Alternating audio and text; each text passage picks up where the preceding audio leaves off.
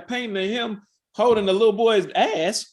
First of all, I'm not gonna look at that painting at all. No, you would then. You'd be like, yeah, no. That one. But I'm just saying, when I listen to the songs, I don't think about that. You know what I'm saying? I don't think about I don't think of their inspiration to the song. I listen to the song and I like the beat, I like the words, I like the lyrics, I like the groove. And like the words? It's a lot of memories to it. Hold on.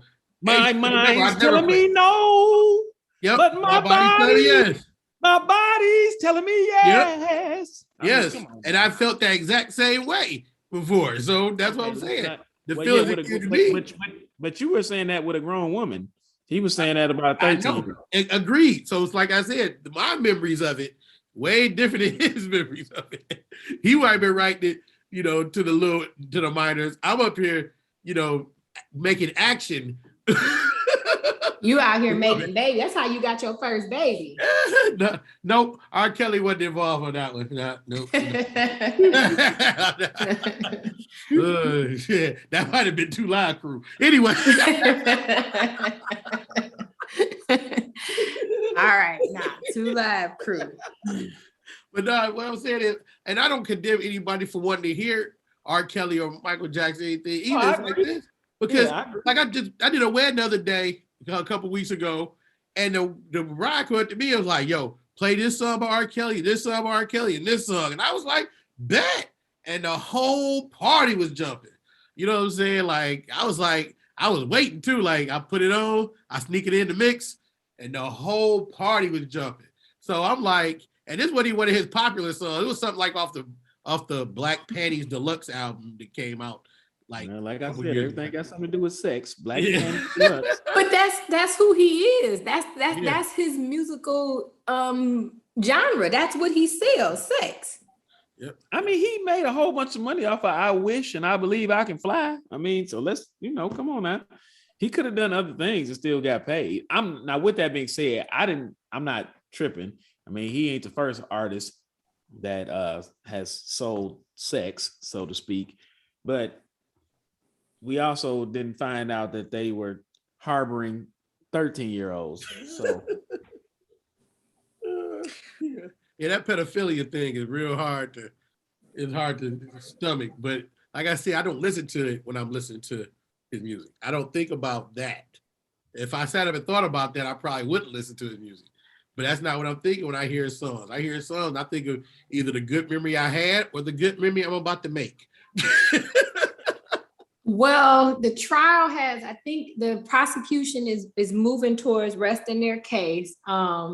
They have a couple of more witnesses. Interestingly enough, his ex-wife didn't testify, although I heard she was on the Surviving R. Kelly documentary. I never watched it. But she didn't testify. They have more witnesses, and these witnesses are coming off credible. So it's not looking good, right? He's facing, decades in prison. And without his music being played, because he has been canceled across, syndicated radio, YouTube, all these things, he's not making any money.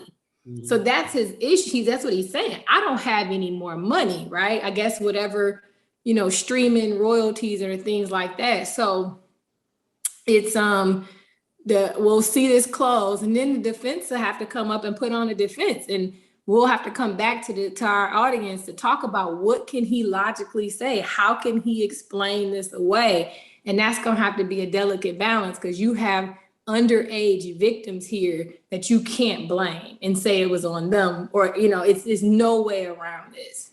So he might come out with his defense and say, okay, when you say underage girls, what do you mean? What do you consider underage? What do you consider underage? Dennis, you didn't tell us you didn't tell us what side of the fence you fall on. You still bumping him, or are you not bumping him? So I haven't listened to R. Kelly, and I don't think it was anything intentional. I just think that it doesn't get played anymore. Right? So it's just, it's not being played. He hasn't come out with any new music. If he so happens to pop up on my Pandora, which doesn't even happen, I think they've probably kicked it off. I don't hear his music. And I don't intentionally go out to look for it and say, oh, I want to hear TP2, right? Which was a classic album. Yes. Classic album. Yeah, so it's just by happenstance. I don't hear it. It's not getting played. And, it rolls like that. But I'll admit that I spent the summer with my child watching every season of The Cosby Show. Yeah. And we had a good time watching it and enjoyed it. And I was able to separate the two and enjoy this quality TV and not think about the man behind it. Agreed. Yeah, no, I hear you. I just, you brought up 12 play. We'll go to my room of fun. Oh yeah, 12.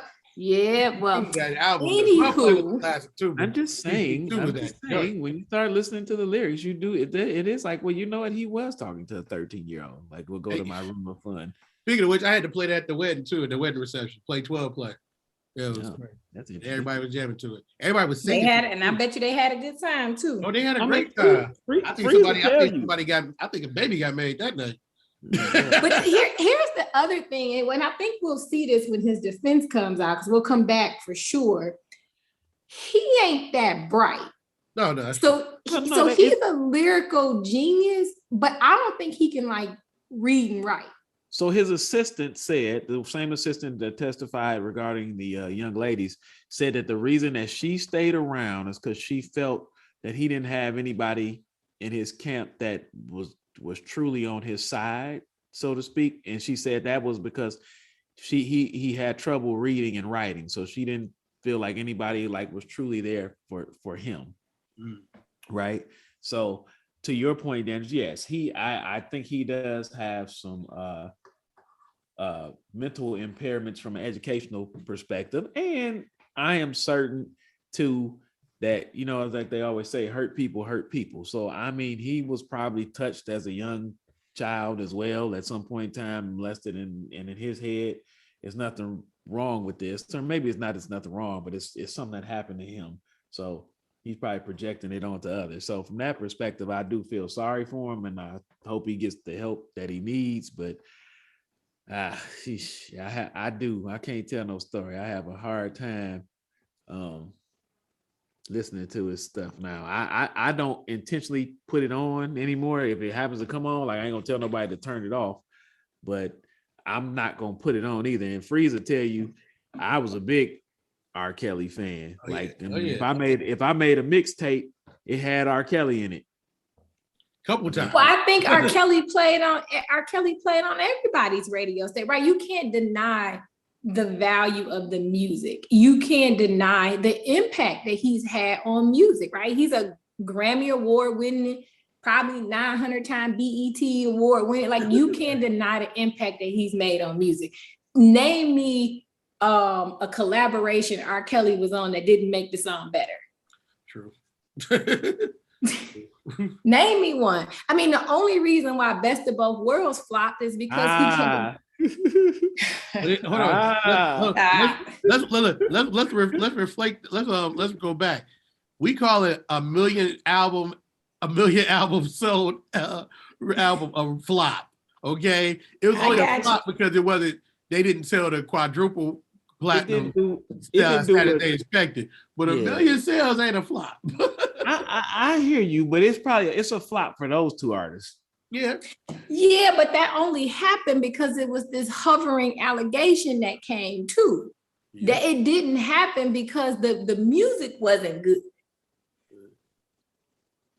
It did. That's not what happened. Right. So you still can't discount the geniusness behind the music. It was these outside interferences that impacted the sales, which is why Jay ain't never do shit with him again. Yep. Well, he also just didn't like him. They didn't. I don't know if he didn't like him. He did a whole album with him. No, he said that afterwards. He said he didn't care for him at all. They didn't really get along. Yeah. Well, I think that's also because Dame Dash was dating the leader. So was he dating her then though? Yeah. Well, yeah. Wasn't he? Yeah. I don't think so yet. Yes, he was. He was dating the leader. Well, Well, he's supposedly dating around that time. I mean, he could have been. I don't quote me on that. I thought maybe it was just a smidge later, so I don't know that to be factual. I thought that was around the time he was dating her because he had dated. Aaliyah was dead by the time Best of Both Worlds came out, wasn't she? I don't think so. I don't think was it. I don't know. Had to be. Aaliyah died in like 2000, 2001. Best of Both Worlds came out. She didn't die in 2000. I do know that much. Okay, when did she die? Well, hold on. We got Google. We got Google right here. Somebody look up Best of Both Worlds. That's what I'm doing right now. I'll take care of Aaliyah. That's what I'm doing. So Best of Both Worlds came out March 2002. Yep. Okay. So that means he was in the studio when she was there. When he was. But Aaliyah, could have been, but Aaliyah had died. Yeah. She passed away on August 25th, 2001. 2001. Okay. What I'm saying is, he was talking to her because the album just because it came out 2002 and it came out. But remember, they did the other album together too. They did 2 albums together. 2 albums. Yes, they did. They did. Remember that they did 2 albums. Best of Both Worlds in 2002. Y'all supposed to be the DJ. Unfinished business in 2004. Yes, that's the one. It's the one I can't remember it, but they had like the that both of them was on the cover. On the cover side by side. Yeah, that's what we're talking. Big chips. That was your jam, huh? Yeah, so for him, that's what I'm saying. For him to say he didn't like him, he did a whole nother album with him. I don't remember. Yeah. I don't remember that album. And that you remember Big Chips, G. If you play it, you remember it. But you know what? That's also might have what fractured Dame Dash or helped fracture Dame Dash and Jay-Z's relationship too. Because he probably was like, okay, I understand you did the first one. You're gonna do the second with this nigga too. That might have helped fracture that relationship. So that's quite possible. Yeah. He did. Yeah, so I do think after that, because I'm a Jay-Z stan fan. I think after the Unfinished Business, remember they were supposed to do the tour and all that other stuff, and there was a fight. Yeah, it was crazy. Somebody beat R. Kelly up or something. Somebody beat R. Kelly up. I think it was like Tata or somebody who like 2 feet tall. Yep. Well, as you all can see, it's a lot of tentacles to R. Kelly in the whole R. Kelly situation. Freeze, what you saying? Uh-huh. You saying he guilty or not guilty? I'm saying he's gonna be found not guilty. Ooh. I'm just saying they want him too bad, and now if he did it, I want him to go to jail. But for some reason, this dude is like John Gotti, Teflon Don. No, he was John Gotti initially because he got off that first one. But just like OJ's dumb ass, you need to go somewhere and sit down after you done got off. Now he didn't go somewhere and sit down, so trust me, they will not let his black tail get off this time. Okay. Well, we'll be back to talk about what happened because we'll have a verdict and it'll be good fodder for the group. Heck yeah. And I'll be playing Step in the Name of Love. One of the 5 songs that have nothing to do with sex by him, by the way, everyone. Well, until then, Freeze, tell them where they can find us at. Yeah, don't forget, y'all can find us at Talk That Shit at Instagram with 3 H's too. My bad, I keep forgetting that part. With 3 H's at Instagram, Twitter, and Facebook. Join, share, follow us, talk to us, interact with us, tell us what you think. You know what I'm saying?